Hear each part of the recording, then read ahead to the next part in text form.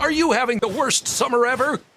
Well, not anymore, because your best friend just got you a hoverboard. Yeah!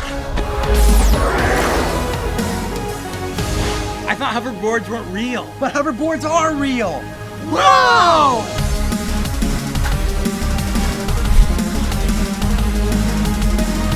This is the craziest feeling ever.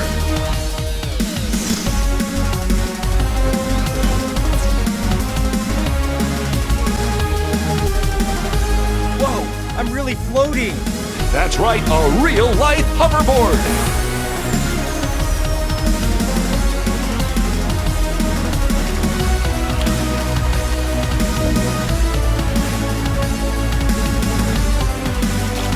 It really floats. This hoverboard is back from